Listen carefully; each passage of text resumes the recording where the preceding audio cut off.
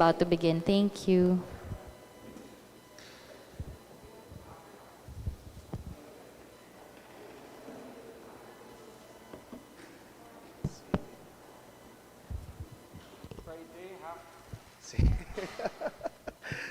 Ladies and gentlemen, SP members, good afternoon. The 24th regular session of the 10th Sangguniang Panlungsod of Himamaylan is called to order. Please all rise.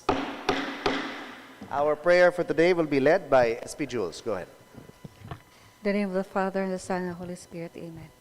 Heavenly Father, we thank you for this new day and for the opportunity to work together in service of our city. As we begin our session, fill us with your wisdom so that our deliberations may lead to meaningful action and lasting good. Grant us patience in discussion, humility in disagreement, and peace in every decision we reach. May our leadership be guided by compassion and a sincere desire to do what is right. We offer this day and this session to your divine will. Amen.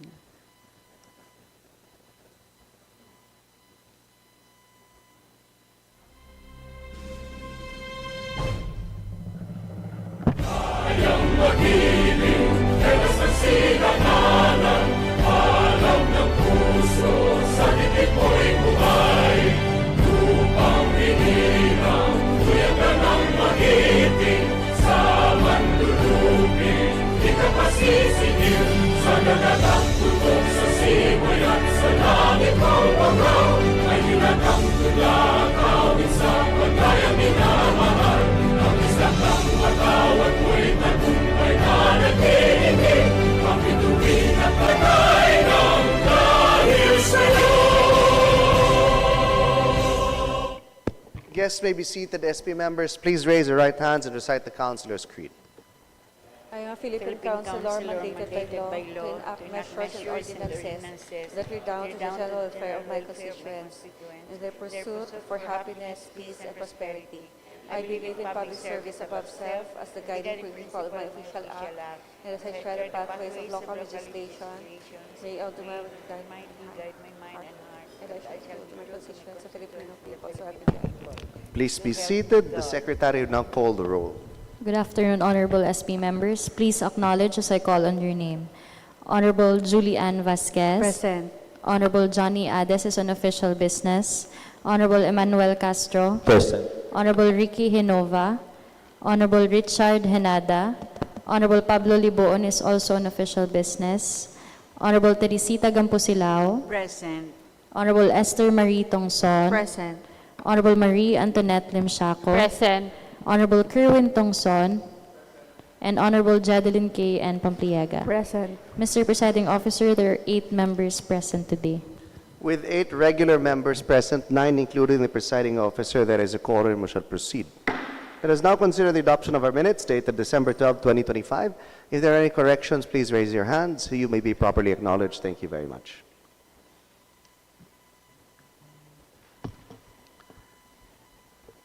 Before we proceed, we'd like to acknowledge the presence of former SP member Nomi Torillo is with us this afternoon. Kagawad, mayong hapon.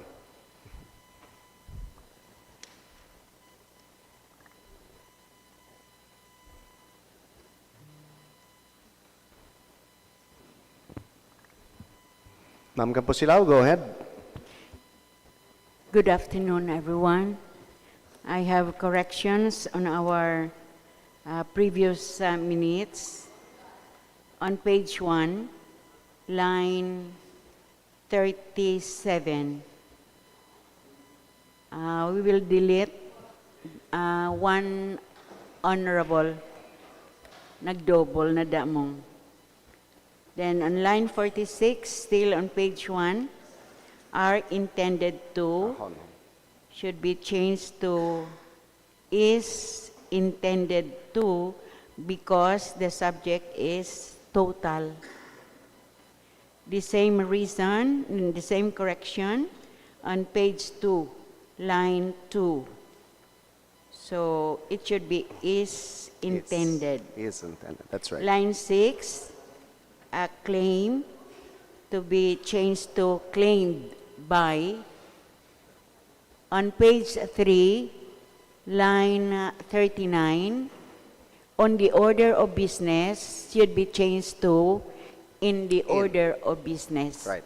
Thank you. Thank you, as always, Ma'am Campusilao. Are there any other corrections to our minutes? There being none, may I hear a motion for its adoption? Motion to adopt, please. Anyone?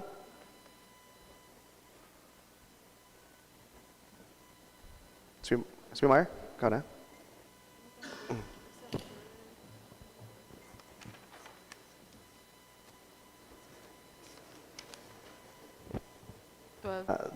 Our minutes for December 2020, or December 12, 2025 are adopted, is adopted.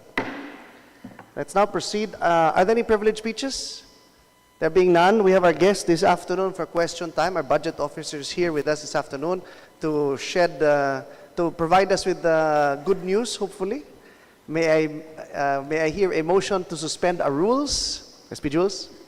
I move to suspend the rules. Motion to and give the suspend. floor Any to our objections? Vice None. Rules are suspended. Bon, please prepare the Vice. rostrum for him. Go We'll ahead. discuss items number 13.2 up to 13.5 na lang. The 13 point, 2, yeah, 2. 2, 2, 3, 4, 5. That's right. 13.5. 13.2, 3, 4, Thank 5. you. Yes. Go ahead. Bon. Ang DRM.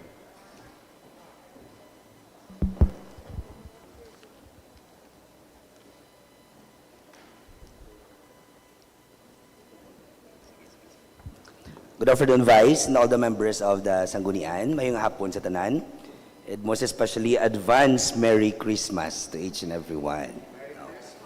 So, item 13.2 is the request of our city mayor for the...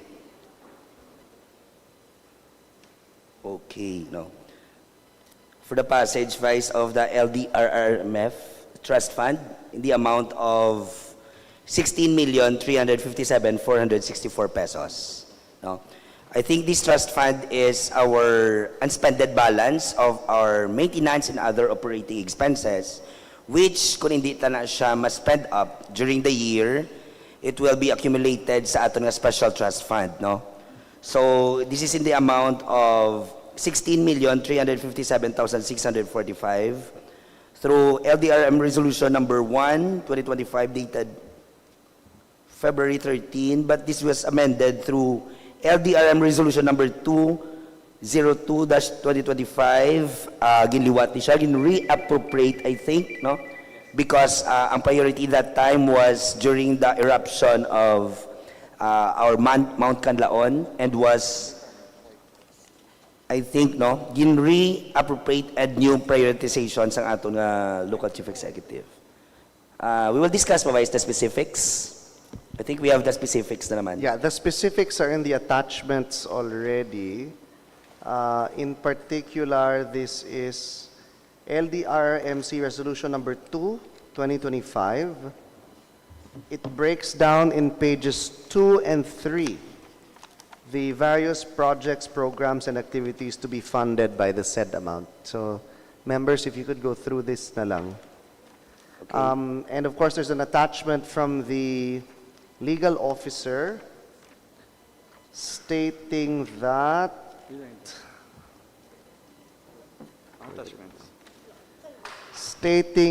the reason for the reappropriation was that the President of the Philippines was to give assistance to the city in the amount of 62,539,736 pesos as the host of the 10th city, because the Organization sa DRM. yeah. So, proceed lang ko sa Vice sa 13.2. So, 13.3, which is, amon ni siyang aton nga ginahulat sa tanan-tanan. This is the good news. SPM, man, go ahead. Point of order, Vice. Yeah. I move to suspend the rules. Okay, suspended na. Okay. Too excited for the good news. Tabi ko, Vice, kung i-hold naman, anay. Dugin kulbaan man ko nga, may ma-question. Okay lang. Yes. So we'll proceed. Si SP Jules, for the record, like si SP Jules moved for the suspension of the rules. Thank you, thank you. Just to be sure, SP Sec, please note si SP Eman wholeheartedly seconded the move to suspend the rules. Huh? Okay, go ahead. Okay. Amo na siya gurong inahulat sa aton mga empleyado sa Bonggoro, no?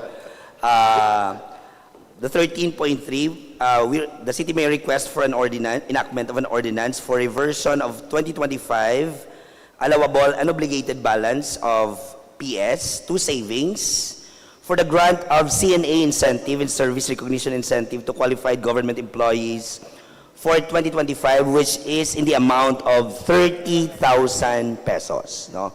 That is the maximum amount that which will be given to qualified employees for CNA. No? And the source of fund of this is the savings of maintenance and operating expenses. No? May mga specific na nga MOOE which is allowable, no, in order to have the CNA incentive, no, repair and maintenance, traveling expenses, no, office supplies, other supplies, and utilities expense.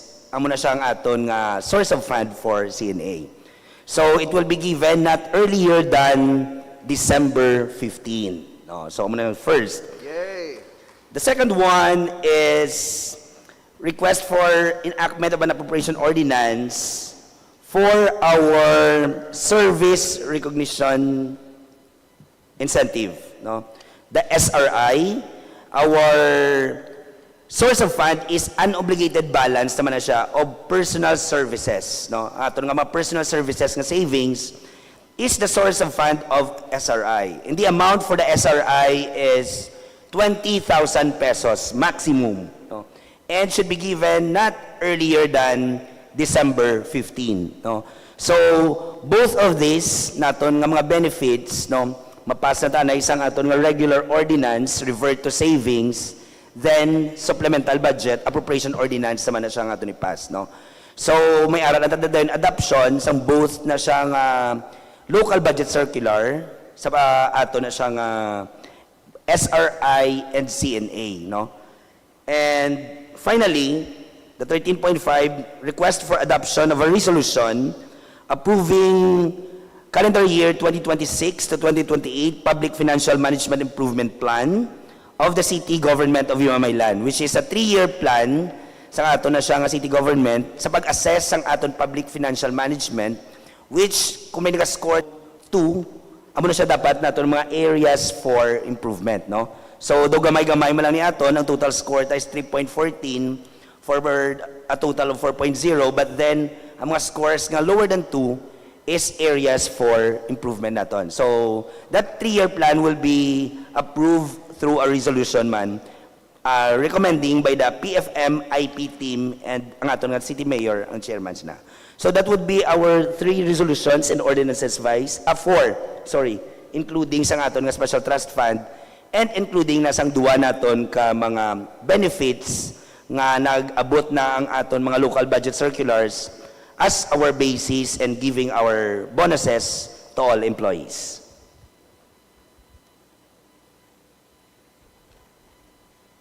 Any questions? Violent reactions? Gananamian ko, Vice, kinaglinong. Just, I guess for the record, how much will every employee receive? Ang ano na siya, Vice, What we are approving today? What we are approving today, all employees will receive 50,000 pesos each, no? So, sa mga naka 4 months, and ara da siya as of the baseline date should be November 30. Dapat active in service ka as of November 30 and may ara ka dapat nga 4 months service. So kung nagsulod ka August 1 pasaka, kag ara ka sa service November 30, so naka 4 months ka. Which means makuha mo gidya buong buo ang 50,000.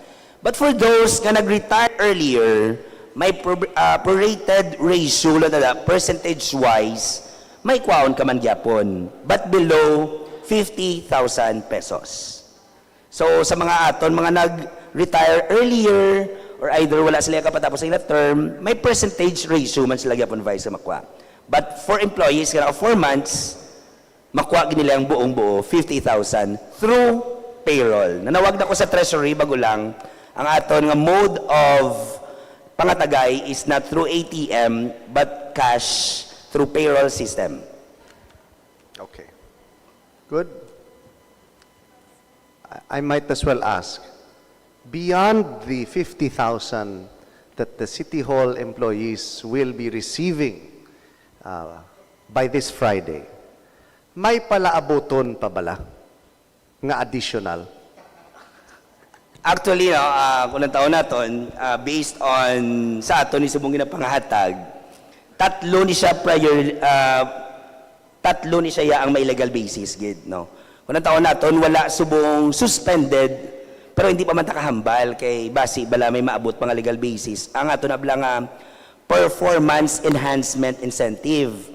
Kung ang taon gani naton ang aton nga annual budget, na-appropriate gina nato ng 5,000 pesos each. Because every year, since then, ginapanghatag tagi na siya. Pero waiting lang tagaling sang legal basis, ginatag nga local budget circular or executive order from the president, no? So amo na siyang ang sabi ni RD is wait lang muna sa 5,000. But then the city government of Himamaylan is amo nang ambal ko last time is wala tiyaga claim sang performance-based bonus, no? The PBB which araman ta sa list, no?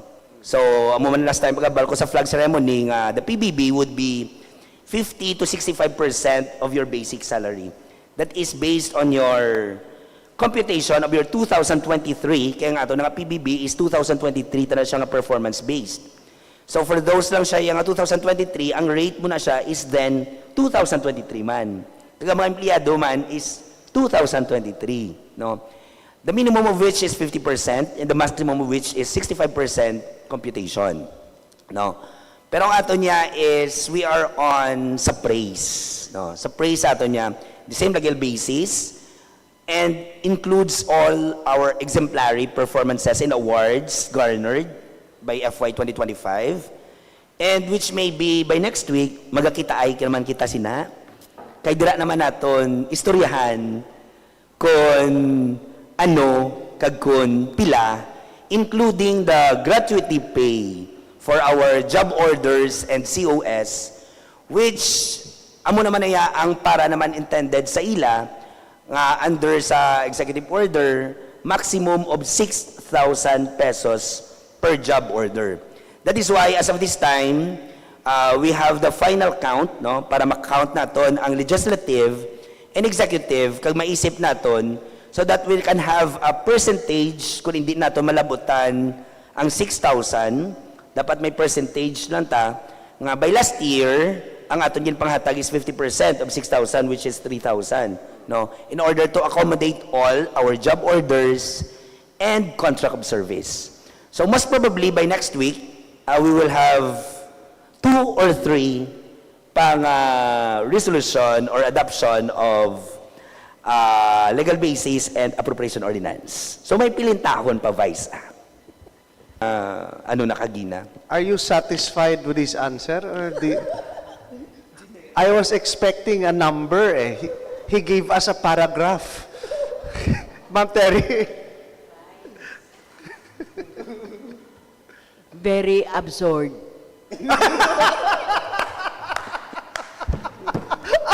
Wow! That is the first time I've heard that word used in this session hall. Absurd. Ballpark. The ballpark would be An additional of.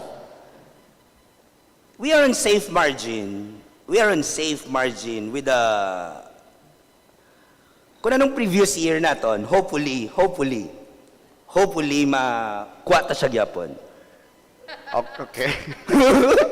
Hopefully makuha ta siya gyapon. Which is? Last year we have 110,000 total accumulated. Subong We have 50 for this time. Wala pa ang aton nga PEI nga 5, no? Ginaisip agad namon kay kagapon lang kami vice nag-cut off sang tanan-tanan nga nag-close ang libro. So tanan-tanan gina-finishing up namon nga wala sang may mabilin or whatsoever. After that, maybe before the end some week, we can have the final figure. We can have the final figure before the end of the week. SK Jeddah, you're smiling. Gusto nila yung figure.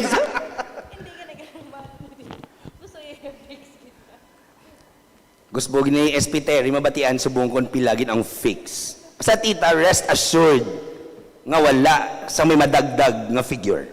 Amo lang ang Okay, bago. okay. That's Rest assured, Vice, nga wala sa may madagdag nga figure. Mayo. Bon, basi ma-include nyo sa computation ang inflation rate this year. Kay, kung the same lang daan ang figure as last year, basi may inflation, di pirdite, no? Our inflation rate is 6%. Okay. Note advice ang inflation kay Balo. Please. Doon ka mahalang regalo sa bung eh. Gaga? Dapat ma-above and beyond ka sa regalo eh. Ah. That's the cue. Amugid. Yeah. And considering the dire economic situation of the sugar industry, and as you mentioned, your swine industry also. Okay. Ang bili ba isang live weight sang baboy, pariyog po na 165 mo. Ang bili sang itlog, 235 pesos per tray man. Okay. Any other questions for our budget officer? They're being done. We're good. Bon, thank you very much. Thank you very much, Vice. And maybe we'll see you next week for your specific questions to be answered. Pleasant afternoon to each and everyone. Thank you. Sige. Motion to resume the rules, please. Okay. I move to resume the rules. Motion to resume the rules. Any objections? None. Rules are resumed. So let us proceed to our reference of business. Item 13.1. Request for the adoption of a resolution declaring operative the fiscal year 2025 supplemental budget number 3 of Barangay 3 Poblacion in the amount of 400,000 pesos. SP Jules. Supplemental budget number 3, fiscal year 2025 of Barangay 3 Poblacion. The supplemental budget of the above-mentioned barangay involving an appropriation in the amount of 400,000 enacted by the Sangguniang Barangay under Appropriation Ordinance number 2025-03 dated November 29, 2025. All the statements, certifications, and other None. There being none, there's a motion to include said item in our business for the day. Thank you very much. 13.2. Go ahead, SP Jules. Discuss naman. No need, just say it. As So discussed. 13.2, 13.3, 13.4, and 13.5, I've moved to include the following items in the business for the day. Any questions in relation to these items? There being none, there's a motion to include said items, 13.2, 3, 4, and 5 in our business for the day. The same shall be done. Thank you very much. 13.6, referred to the committee. Request for the adoption of resolution granting authority to the city mayor to sign the memorandum of understanding by and among the Relief International France, local government unit of Himamaylan, and barangay local government units of Barangay Carabalan, Mahalang, Buena Vista, Negros Occidental, relative to the implementation of Tanggol Kababaihan, operationalizing the Philippine National Action Plan on Women, Peace, and Security Project, referred to Committee on Laws, SP Eman. Yes, Mr. Chair. Referred. 13.7, request for the passage of a resolution adopting and approving the local public transport route plan 2024 to 2028 of the City of Himamaylan with attached special notice of compliance valid for 5 years granted by the LTFRB through Regional Director Richard Z. Osmeña, LTFRB RFRO 6 to the local government unit of Himamaylan on September 30, 2025, referred to the Committee on Public Utilities and Transport. Both the chairman and vice chairman are not here, but we'll refer the same to the committee. Thank you. 13.8, request for the adoption of a resolution granting authority to the city mayor to sign the usufruct with construction agreement by and between Joel C. Barredo et al. And the city government of Himamaylan relative to the construction of a chicken multiplier farm project. Certified as urgent. Committee on Agriculture, SP Sugar. Good afternoon, everyone. Letter dated December 11, 2025, the Honorable Members, Sangguniang Panlungsod, Himamaylan City, through Honorable Justin Gatuslao. Gentlemen, Madam, the undersigned respectfully endorses to the honorable members of the Sangguniang Panlungsod the hereto attached the use of rock with construction agreement by and between Joel C. Barredo et al. And the City Government of Himamaylan relative to the construction of Chicken Multiplier Farm project, and hereby request that a resolution be passed by the honorable body authorizing the undersigned to sign the said use of rock with construction agreement and other documents relating thereto in behalf of the city. The Sangguniang Panlungsod has previously passed Sangguniang Panlungsod Resolution Number 2025B-024, Series of 2025, authorizing the city mayor to sign the Memorandum of Agreement of the Chicken Multiplier Farm project. In the said Memorandum of Agreement, particularly Article 2, Section 2.4 provides an adequate and sufficient lot or land that is either owned by the LGU or under a use-of-rock agreement that is compliant to the existing zoning ordinance and other existing laws, rules, and regulations to be used for the project. In consonance thereto, an authority to sign as above mentioned is earnestly requested for the full implementation of the project. I am looking forward for the favorable response on this urgent request. Thank you. Virtually yours, Rogelio Raymond Aitongson Jr. Clarification, no? They are allowing the city to use their property, no?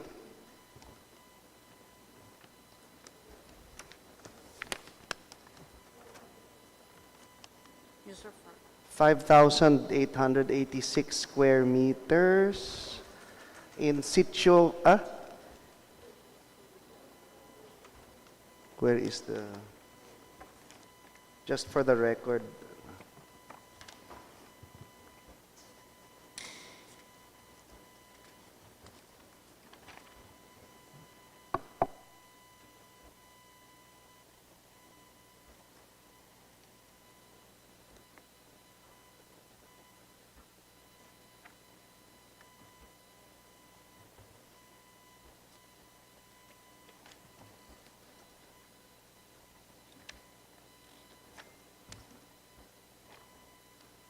Wala tas ang kape. It's located in Caraballan. Cloacia.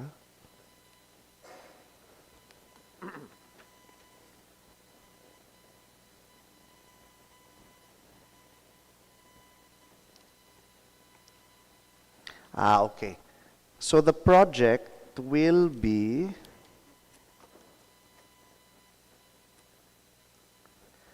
the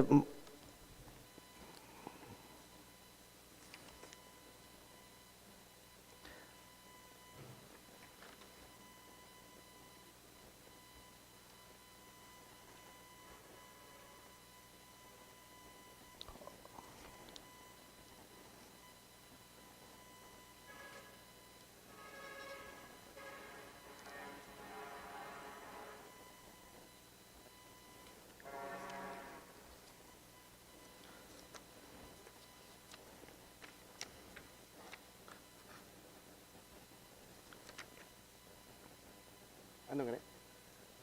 Yeah. Very quick 5-minute recess lang, just so we can enter into the record the details of the property, SP Sugar. Ibutang ta lang sa record. 5 minutes.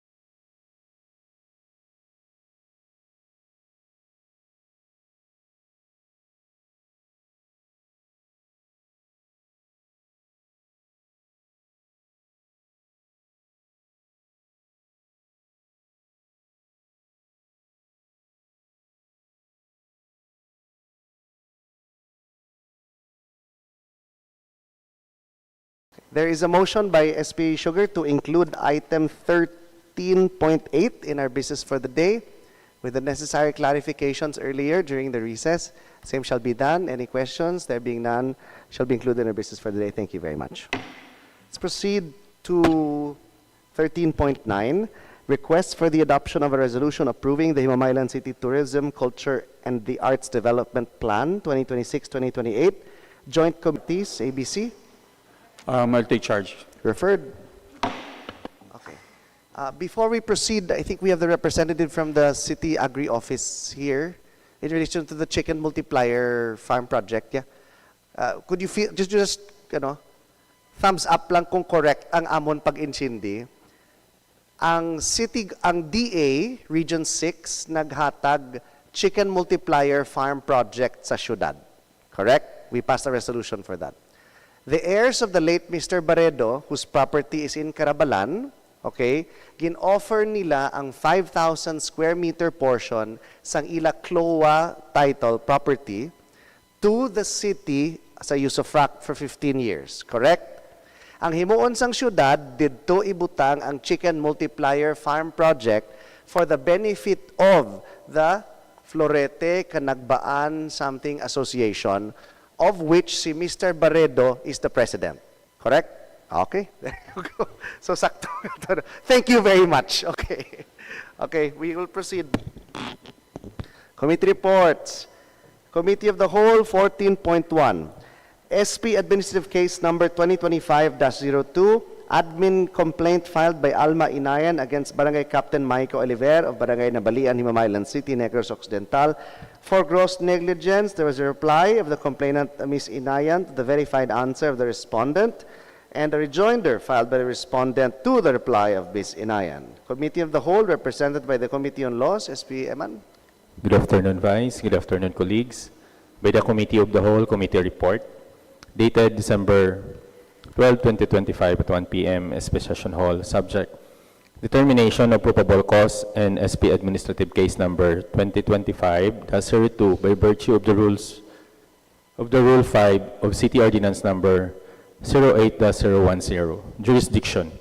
By virtue of the City Ordinance Number 08-010, otherwise known as the Rules of Procedure in the Conduct of Administrative Investigation involving elected barangay officials, the Sangguniang Panlungsod of Himamaylan is empowered to take cognizance of administrative cases filed against elected barangay official within the territorial jurisdiction of the City of Himamaylan.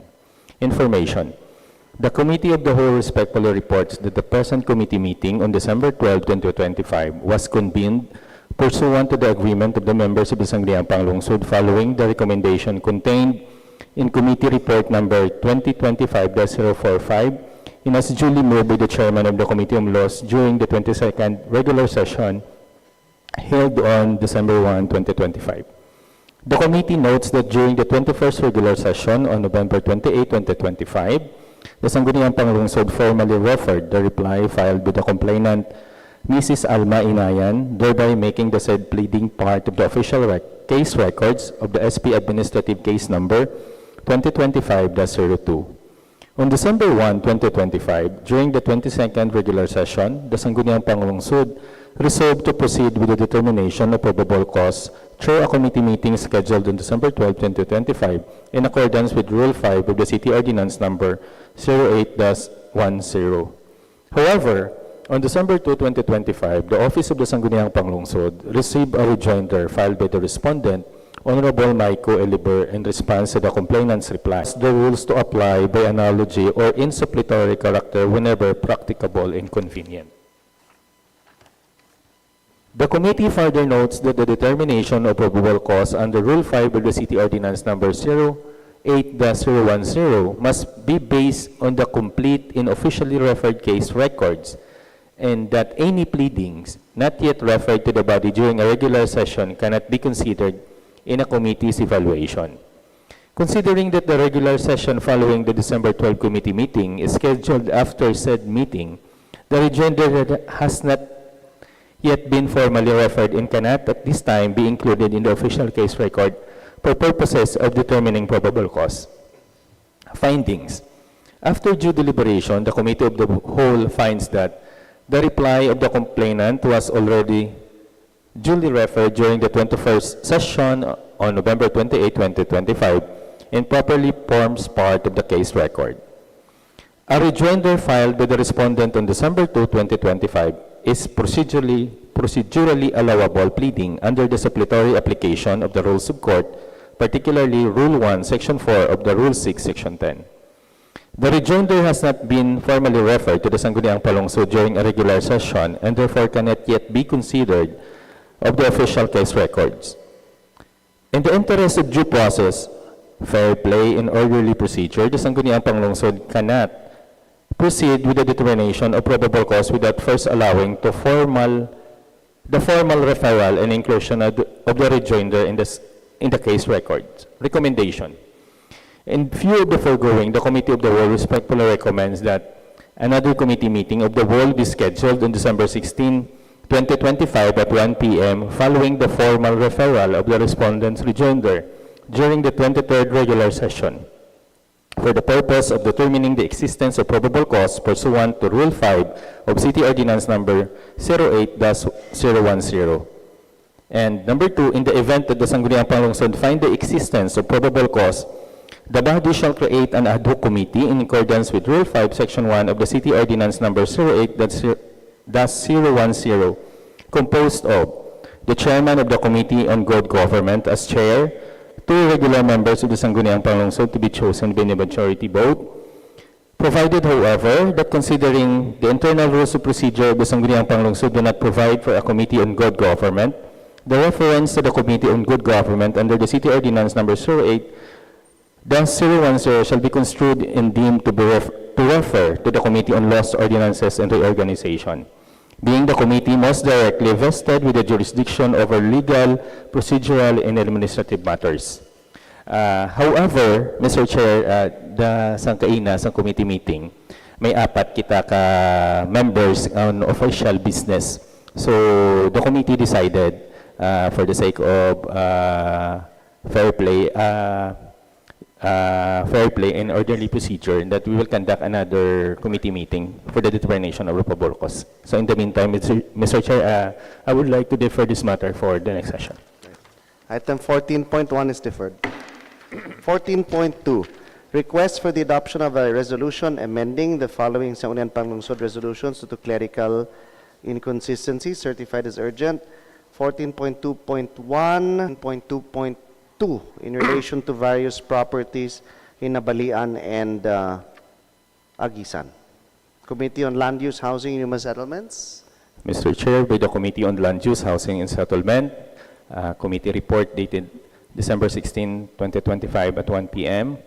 Venue, SP Session Hall, subject, request for the adoption of a resolution amending Sangguniang Panlungsod Resolution numbers 2025B-092 and 2025B-100 due to alleged clerical inconsistencies. Information.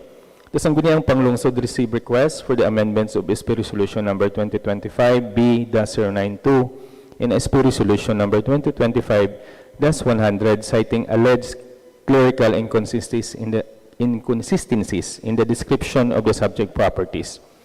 These requests were endorsed as urgent to the potential effect on the implementation of intended land transaction involving national government agencies.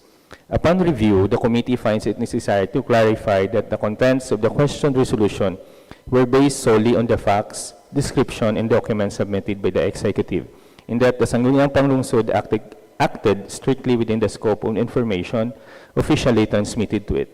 Findings.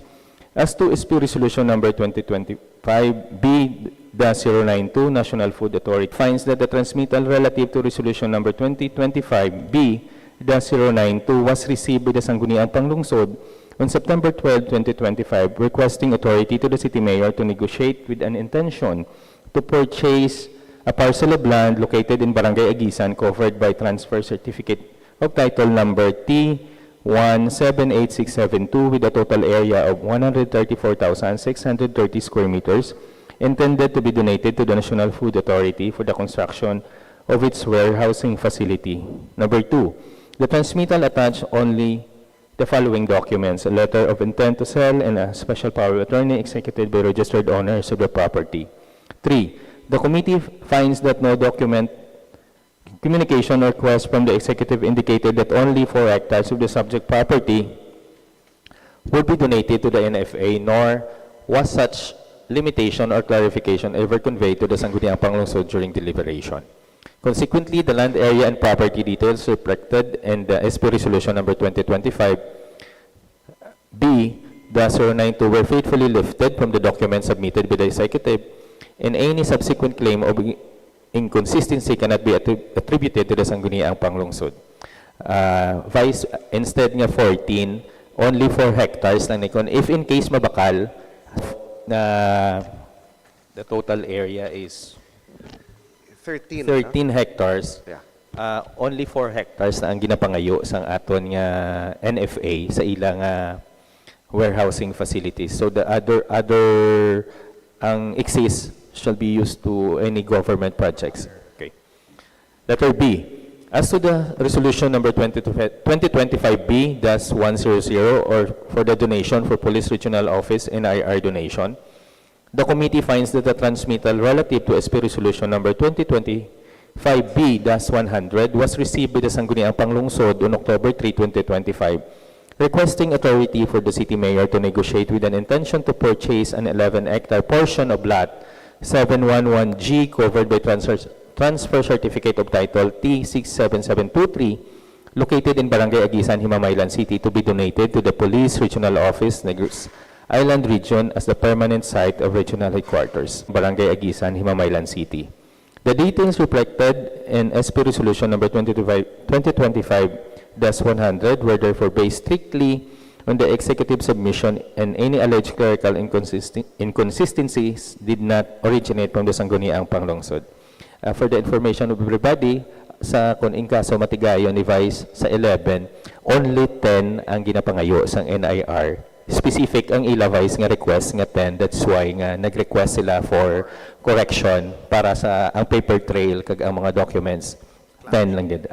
Kung mabakal ni sa tingog kung matigayon, ang excess gamiton sa any government projects for the city. The committee emphasizes that the Sangguniang Panlungsod does not generate property description on its own initiative. The body relies entirely on the official documents, technical description, and representation transmitted by the executive. Accordingly, any clerical inconsistencies arising from the discrepancies between later clarification and earlier submissions are not attributable to the Sangguniang Panlungsod but to the limitation or omission in the documents initially provided. Recommendation.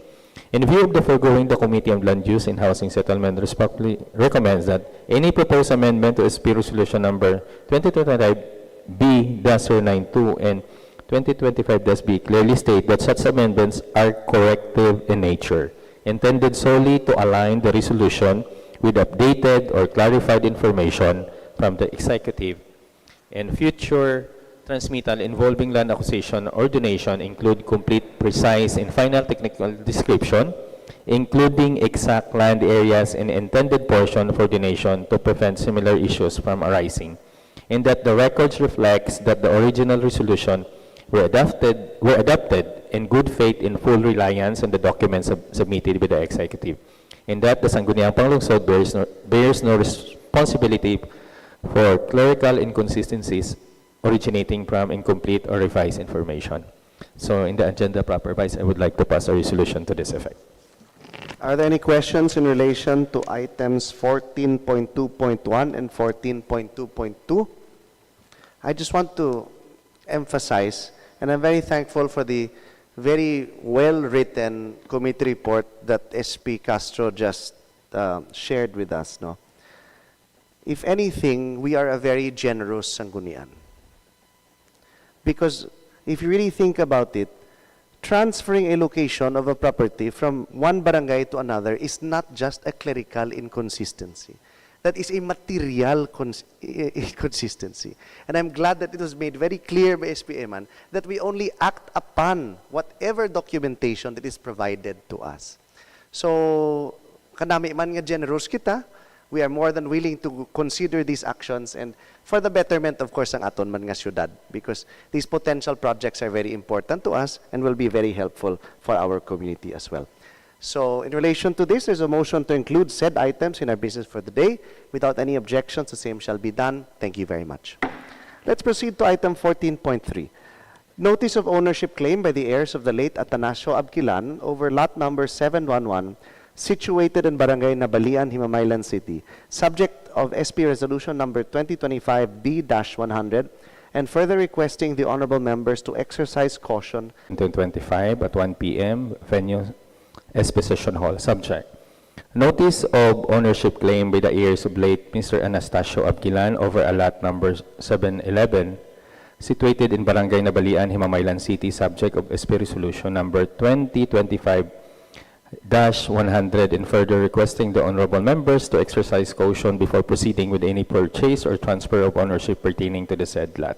Information: the Committee on Land Use, Housing, and Settlement reports that the parcel of land subject to this matter is the same property covered by SP Resolution number 2025-100, entitled A Resolution Granting Authority to the City Mayor to Negotiate with an Intention to Purchase the 11-hectare portion of a parcel of land known as lot number 711G, covered by Transfer Certificate of Title number T67723, and located in Barangay Agisan, Himamaylan City, owned by Milbas Agri-Industrial Development Corporation, or Melbas, to be donated to the Police Regional Office, Negros Island Region, which shall serve as a permanent site of its regional headquarters.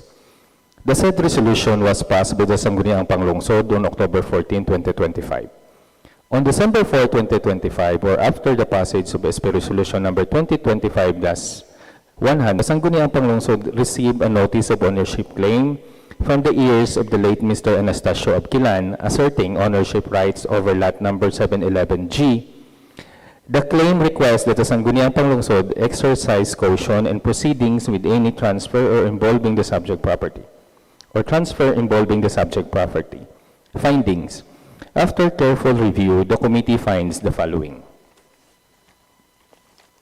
The ownership claim of the heirs of Mr. Anastasio Abquilan was received after the adoption of SP Resolution number 2025-100, and therefore did not form part of the records upon which the Sangguniang Panlungsod based its action in granting the authority to negotiate. Number 2, the committee recognizes that the ownership claim is material and deserving of consideration, as it raises a potential issue affecting the title, ownership, or right to convey the subject property. However, the committee likewise finds that SP Resolution number 2025 merely grants authority to the city mayor. I repeat, merely grants authority to the city mayor to negotiate with an intention to purchase, and does not authorize the execution of a deed of sale or any final contract of conveyance. An authority to negotiate is legally and procedurally distinct from authority to enter into a contract of sale, the latter requiring a separate and subsequent approval by the Sangguniang Panlungsod after full compliance with documentary and legal requirements. The committee takes note that prior to the passage of SP Resolution number 2025-100, the committee already issued Committee Report number 2025-032, which expressly required that before any endorsement of an authority to enter into a purchase contract, the following documents must be submitted and verified. Number 1, inventory of real properties owned and or possessed by the city government of Himamaylan. Number 2, development plans for the properties under consideration. Number 3, certification from the zoning board on the suitability of the location. Number 4, alienable and disposable certification from Senro. 5, DAR certificate of no coverage. Number 6, certified true copy of title from the seller. And last, certification of no pending case involving the property from the courts or other competent agencies. The committee finds that the existence of an ownership claim directly affects compliance with these required documents, particularly the certified true copy of title, and the certification of no pending case, which are indispensable prerequisites to any authority to enter into a contract of sale. The committee emphasizes that the passage of SP Resolution number 2025B-100 does not obligate the city government to purchase the property. I repeat, does not obligate the city government to purchase the property, nor does it authorize the execution of a deed of sale. The authority is granted therein is limited strictly to negotiation. Accordingly, no authority to sign a final purchase contract may be granted unless and until all documentary requirements are fully complied with and any ownership issues or claims the subject property are sufficiently clarified, resolved, or legally addressed. Recommendation. In view of the foregoing, the Committee on Land Use, Housing, and Settlement respectfully recommends that the notice of ownership claim filed by the heirs of Anastasio Abquilan be formally noted and made part of the official record of SP Resolution number 2025B, as well as all subsequent resolutions and actions arising from or related to the authority granted therein, for purposes of transparency, continuity of records, and proper consideration in future proceedings. Number 2, the continuation of negotiation with City Mayor be duly noted, subject to the conduct of appropriate due diligence and without prejudice to the ownership claim, it being understood that the authority granted under SP Resolution number 2025-100 is limited to negotiation only and does not extend to the execution of a contract of sale.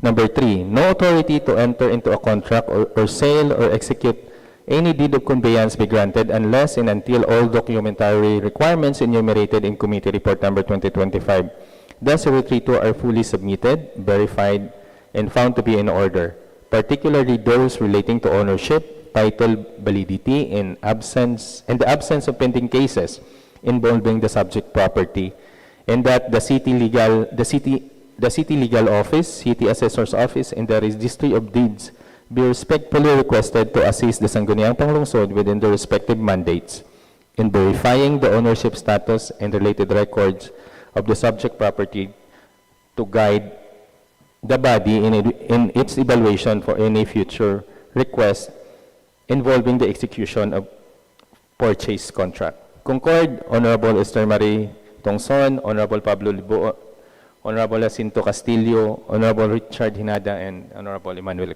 B. Castro. Let this committee report be given to the ears of Anastasio Abquilan, Mr. Chair. Thank you. Thank you. My suggestion would be to should we include all parties involved na lang gid? Yeah. To all parties involved, so that will be the heirs of Atanasio Abquilan, Melvas Corporation, the City Mayor's Office, and our assessors as well. Okay, thank you very much. Let's proceed to item 14.4.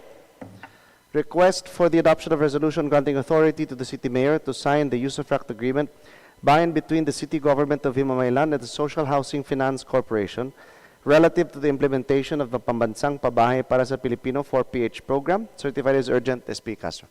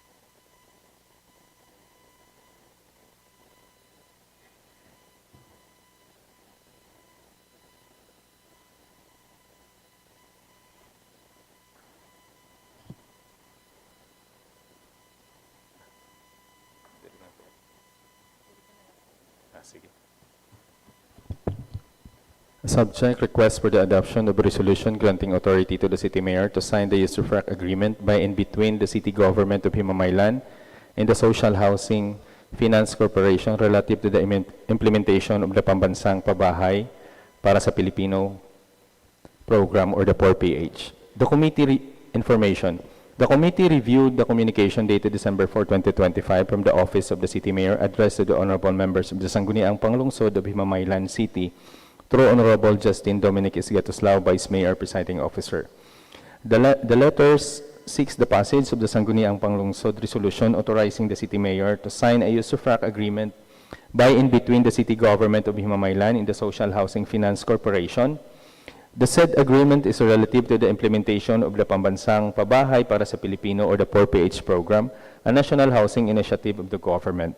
The purpose of the usufruct agreement is to allow the use of the city-owned land for the development and implementation of socialized housing projects under the 4PH program in accordance with the existing laws, rules, and regulation. Findings. The committee deliberated on the request and examined the intent and implication of the proposed usufruct agreement. It noted that the request is aligned with the national government housing agenda under the 4PH program. The execution of the usufruct agreement is necessary to facilitate project implementation and access to housing assistance for qualified beneficiaries. Authorization from the Sangguniang Panlungsod is required to legally empower the city mayor to sign the agreement on behalf of the city government. Recommendation: in view of the foregoing, the committee respectfully recommends the passage of the resolution. 1. Authorizing the city mayor of Himamaylan City to sign the usufruct agreement with the Social Housing Finance Corporation for the implementation of the Pambansang Pabahay para sa Pilipino 4PH program. And 2. Granting authority to execute all necessary documents incidental to the implementation of the said agreement subject to existing laws, rules, and regulation. The committee further recommends that the immediate consideration and approval of this measure in view of its urgency. 14.4, there being none, there's a motion to include that item on the basis for the day. Thank you very much.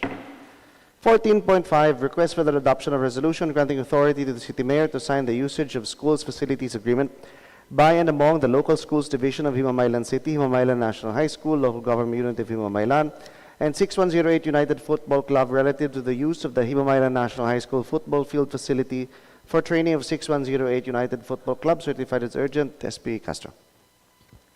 With the Committee on Laws, Ordinances, and Reorganization, Committee Report, dated December 15, 2025 at 2 p.m. in the afternoon, venue, SP Session Hall, subject, request for the adoption of a resolution granting authority to the City Mayor to sign the usage of school facilities agreements by and among the Schools Division of Himamaylan City, Himamaylan National High School, Local Government Unit of Himamaylan, and 6108 United Football Club, relative to the use of Himamaylan National High School football field facility for training of 6108 United Football Club.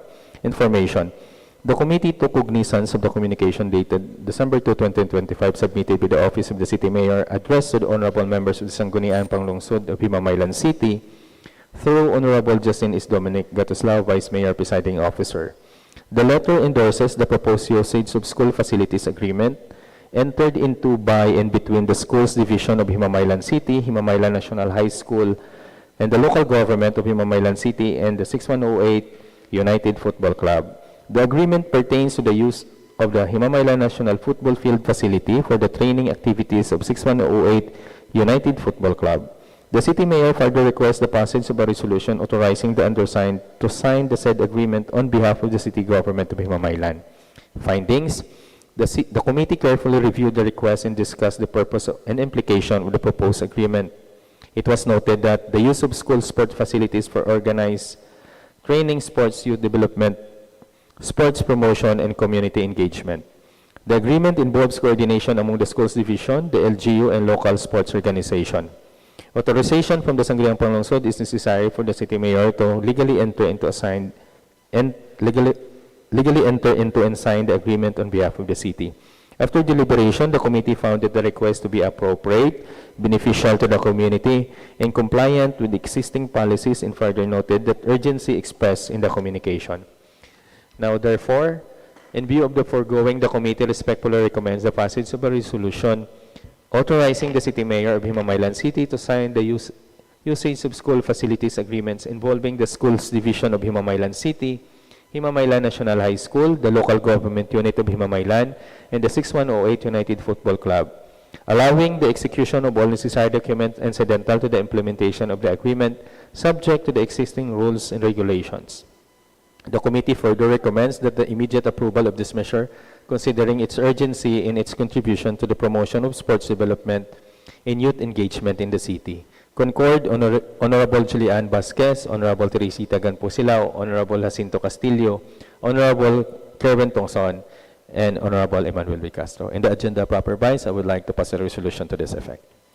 Are there any questions in relation to item 14.5? There being none, there's a motion to include said item in the business for the day. Thank you very much. 14.6, request for the adoption of a resolution granting authority to the city mayor to negotiate for a loan with any banking institution for the acquisition of highly technical equipment, irrigation system, including construction of materials recovery facility for sanitary landfill enhancement program. Committee on Laws.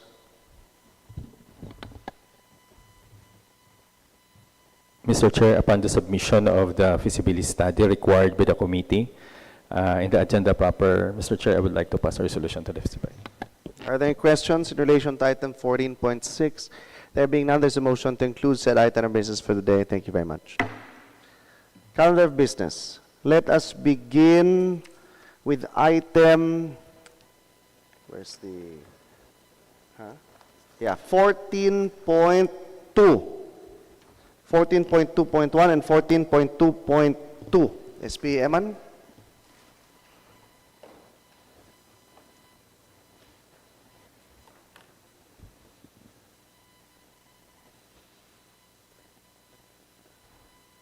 Chair, I would like to pass a resolution amending the following Sangguniang Panlungsod resolution due to curricular inconsistencies. Resolution number 2025B-092 and resolution number 2025B-100. All those in favor, please raise your right hands. Passed unanimously. 14.4. Go ahead, SP Eman. Mr. Chair, I move to pass a resolution granting authority to the city mayor to sign the usufruct agreement by and between the city government in Himamaylan and the Social Housing Finance Corporation relative to the implementation of the Pambansang Pabahay para sa mga Pilipino. All those in favor, please raise your right hands. Passed unanimously. 14.5. SP Eman. Mr. Chair, I move to pass a resolution granting authority to the city mayor to sign the usage of school facilities agreement by and among the Schools Division of Himamaylan City, Himamaylan National High School, Local Government Unit of Himamaylan, and 6108 United Football Club. All those in favor, please raise your right hands. Passed unanimously. 14.6. SP Castro. Mr. Chair, I move to pass a resolution granting authority to the city mayor to negotiate for loan with any banking institution for the acquisition of highly technical equipment with semi-automatic segregation system, including construction of materials recovery facility for sanitary landfill enhancement program. All those in favor, please raise your right hands. Passed unanimously. 13.1. SP Jules. I move for the adoption of a resolution declaring operative the fiscal year 2025 supplemental budget number 3 of Barangay 3 Poblacion in the amount of 400,000 pesos. All those in favor, please raise your right hands. Passed unanimously. 13.2. Go ahead, SP Jules. I move to pass a resolution approving the LDRRMC resolution number 02-2025 entitled Resolution Reappropriating the Approved Projects, Programs, Activities funded by the Local Disaster Risk Reduction and Management Fund, Special Trust Fund amounting to 16,357,464 per LDRRM's Resolution number 1-2025 dated February 13, 2025. All those in favor, please raise your right hands. Passed unanimously. 13.3, 4, and 5. Go ahead. I move for the enactment of an ordinance for reversion of fiscal year 2025 allowable and obligated balances on personal services and OOE to savings for the grant of CNA incentives and service recognition incentives to qualified government officials and employees for fiscal year 2025. All those in favor, please raise your right hands. Passed unanimously. I move for the enactment of an appropriation in non-supplemental budget number 4 fiscal year 2025 in the amount of 21,650,000 pesos only, for the grant of CNA in the amount of 30,000 pesos only, and service recognition incentives in the amount of 20,000 pesos only to qualified city officials and employees fiscal year 2025. All those in favor, please raise your right hands. Passed unanimously. I move for the adoption of a resolution approving the calendar year 2026 to 2028 Public Financial Management Improvement Plan of the City Government of Himamaylan. All those in favor, please raise your right hands. Passed unanimously. 13.8, SP Sugar. I move for the adoption of a resolution granting authority to the city mayor to sign the use of rock with construction agreement by and between Joel C. Barredo et al. And the city government of Himamaylan relative to the construction of chicken multiplier farm project. All those in favor, please raise your right hands. Passed unanimously. Do you have any other business for the day? Unassigned business, SP... Eman? SP Ma'am Terry, go ahead. Mr. Presiding Officer, I have here a letter dated December 15, 2025, from our City Mayor, Rogelio Raymond I. Thompson Jr. The Honorable Members, Sangguniang Panlungsod, Himamaylan City, through Honorable Justine Dominic S. Gatuslao, Vice Mayor, Presiding Officer, gentlemen, madams, the undersigned respectfully endorses to the honorable members of the Sangguniang Panlungsod the hereto attached memorandum of agreement by and between the Department of Social Welfare and Development, Field Office in IR, and the local government unit of Himamaylan City relative to the relief warehousing facility to be used to preposition relief goods of the DSWD to be used exclusively during disasters, and hereby request that a resolution be passed by the honorable body authorizing the undersigned to sign the said memorandum of agreement in behalf of the city. I am looking forward for your favorable response on this urgent request. Thank you. Very truly yours, Rogelio Raymond I. Thompson Jr., our city mayor. So, in the unassigned business, I would like, I move to pass a resolution authorizing the undersigned, authorizing our city mayor, Rogelio Raymond I. Thompson Jr., to sign the memorandum of agreement by and between the Department of Social Welfare and Development Field Office in IR and the local government unit of Himamaylan relative to the relief warehousing facility to be used to preposition relief goods of the DSWD to be used exclusively during disasters. All those in favor, please raise your right hands. Passed unanimously. I just remembered, SP members, it will depend on the pleasure of the body.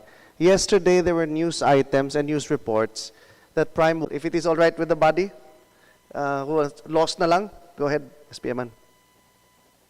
A resolution requesting Prime Water Himamaylan to inform the city government of Himamaylan as soon as possible in relation to their reacquisition.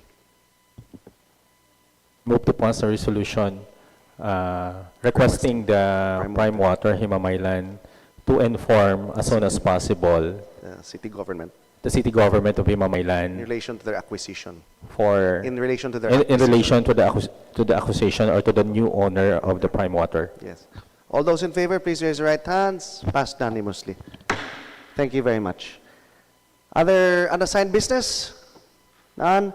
Other matters. Executive Order number 2025-88, creating the Local Governance Performance Management System team of the City of Himamaylan. And 16.2, a petition of the firecrackers vendors of Himamaylan requesting the temporary suspension of Section 8 of City Ordinance Number 2023-005 and the designation of a more feasible holiday selling area. This was discussed with me and Pastor Castillo last week, so we'll just be waiting for the endorsement from the executive in relation to this. Until now, wala kasi may na-receive niya letter from... We have not received any endorsement. We made it very clear that on the level of the Sanggunian, we can only suspend certain ordinances with the endorsement of the executive. So we'll be waiting for them in relation to this. So maybe in our next session, if we receive anything for this matter. Although we have tabled this already, and SP Castillo will be introducing potential amendments for next year, considering that there are new circumstances that have arose already in relation to the designated selling areas of our firecrackers. Okay? Motion to adjourn. The session. Motion to adjourn. Objections none. Thank you very much. Session is adjourned. This has